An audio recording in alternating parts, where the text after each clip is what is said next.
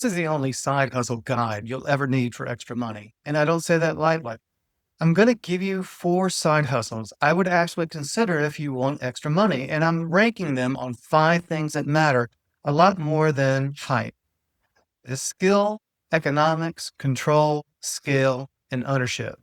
And I've saved what I believe is the best one for last, especially if you're 40, 50, or 60 years old, and you've already spent years getting good at something in the real world. At the end of this video, you'll have a simple filter you can use to look at almost any side hustle and know in about 30 seconds whether it deserves your time. No hype, no BS. Hi, I'm Billy. I'm a writer, digital strategist, and founder of the Everflow method, and this is my channel. Stick with me till the end of this video, and I'll teach you the most lucrative side hustle that you can get involved with. And you'll also learn why it's easier than you may think. Now, we've got some stuff to get into, so let's go. Before we rank anything, you need one distinction that clears up most of the confusion. A side hustle can do one of 2 things. It can sell more of your time, or it can help you build or monetize an asset. There is nothing wrong with selling your time. If you need an extra $300 this month, a service can be perfectly a rational decision. But if your goal is to create $3,000 of durable side income 3 years from now, you should evaluate the opportunity differently. So here is the 5-part test I use: skill, economics, control, scale, and ownership. First, skill. Can you use something you already know or something you can realistically become good at? Second, economics. After all the cost, is the payoff worth the effort? Third, control. How much control do you have over the access to the customer? Fourth, scale. Can revenue grow without your hours growing at the same rate? And fifth, ownership. Are you building anything that remains valuable after today's work is finished? I'm going to rank these 4 side hustles partly by how well they score against those 5 tests. Number 4 is a specialized freelancing model. This is one of the easiest places to start because businesses already buy these services every day. Think about bookkeeping, copywriting, video editing, project management, research, email marketing, administrative support, presentation design, or sales support. But here's the important part. Do not stay generic.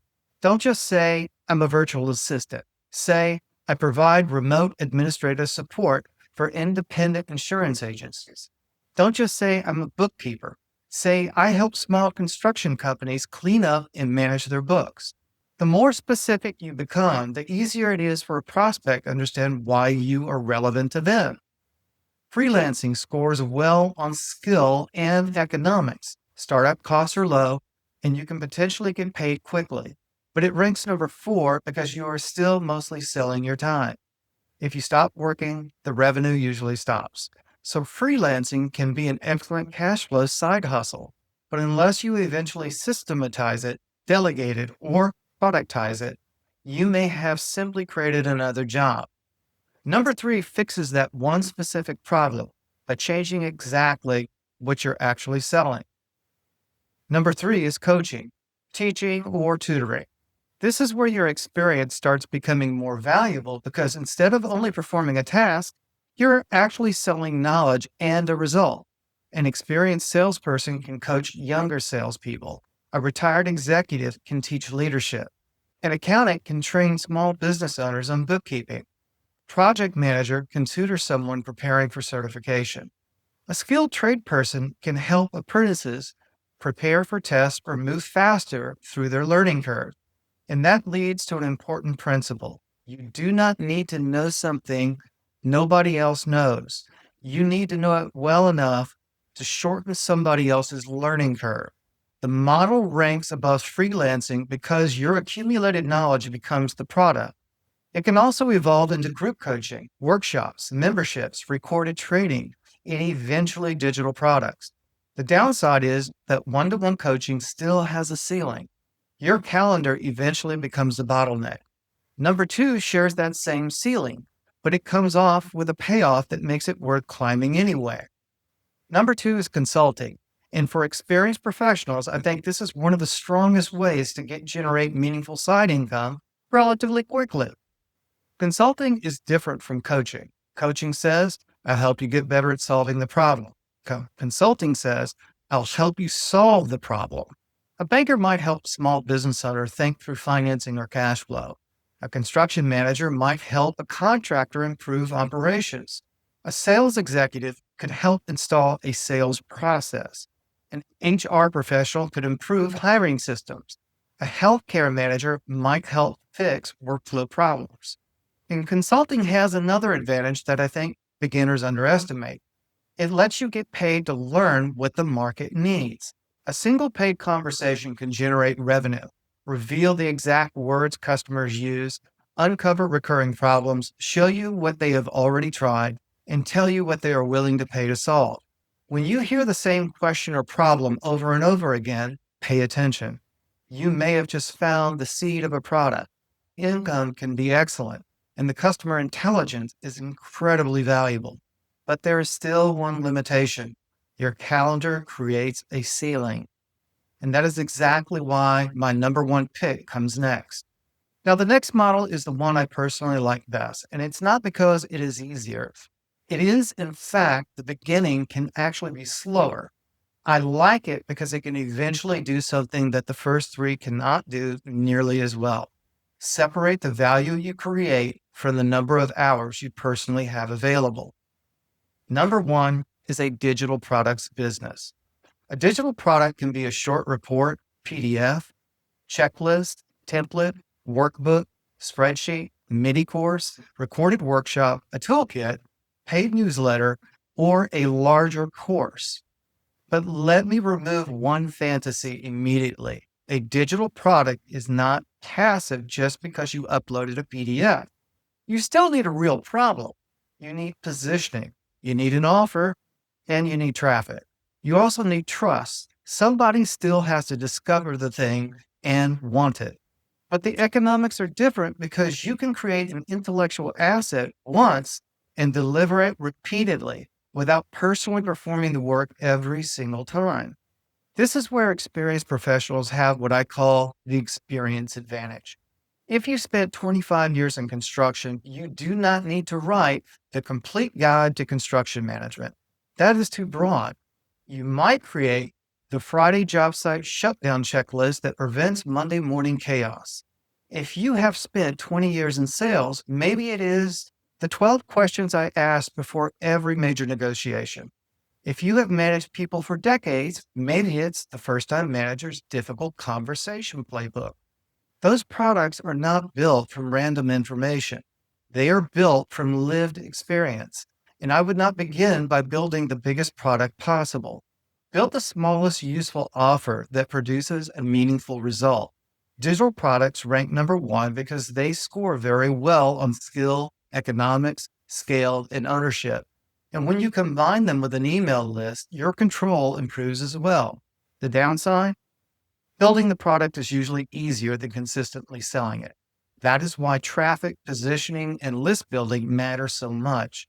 And that's exactly the piece most people get wrong. They think they have to pick just one of these four models, when the strongest path is actually built from two of them together. Now, quick pause here. If this filter is already changing how you're thinking about your own next move, go ahead and hit the like and subscribe button to the channel. It genuinely helps me get this content to reach more experienced professionals who are tired of side hustle advice that wasn't built where they actually are in their current state of life. You do not necessarily have to choose between consulting and digital products. In fact, if I were starting from zero, I would seriously consider using consulting first and digital products second. Consulting gives you cash and customer data. Repeated problems tell you what people care about. Then you turn those recurring problems into reports, templates, workshops, or courses. The sequence can look like this. Experience becomes a service. The service produces customer data. The data reveals demand. The demand shapes the digital product. Content generates traffic. Email preserves the relationship.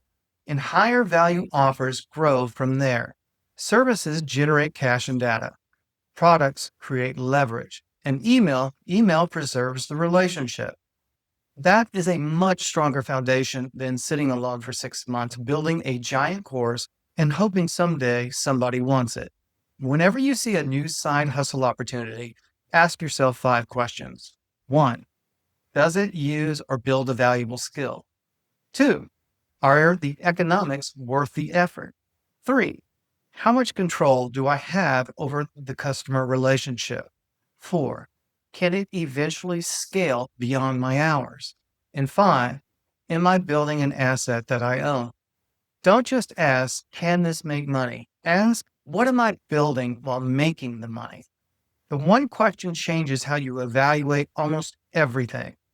Take a sheet of paper and make 3 columns. What I'm unusually good at, what people ask me for help with, and what people spend money to solve. Look for the overlap. Then choose one path, specialized freelancing, coaching, consulting, or a digital product. Do not spend 3 months choosing a logo. Put something in front of the market and gather data. Your first side hustle is not a life sentence. It is an experiment designed to put you in contact with reality. That is why I call this the only side hustle guide you'll ever need. I cannot tell you which opportunity will be hot 5 years from now, and neither can anybody else. But I can give you a filter that still works after the trends change. Skill, economics, control, scale, ownership. And if the digital products path makes the most sense to you, and you are wondering how to connect the offer, the traffic, the email list, the customer journey, and eventually automation, that is exactly why I created the free 9-step Everflow method. You can download it using the link in the description or in the pinned comment below. If this video helped you think differently about side hustles, hit the like and subscribe, and it's the best way to make sure you don't miss the next breakdown. And tell me in the comments, which of these 4 fits you the best right now? Freelancing, coaching, consulting, or digital products? I read the comments, and the answers also help me decide which topics deserve a deeper breakdown next. If you want the larger framework I use to connect the offer, traffic, email, customer journey, and automation, download my free 9-step Everflow roadmap using the link in the description or pinned comment below. If this walked you through something you were generally stuck on, hit that like and subscribe button to the channel. It's the best way, again, to make sure that I reach professionals who are needing this information. And if you want to know why this roadmap works, then you'll want to watch this video on evergreen principles that's popping up in the screen.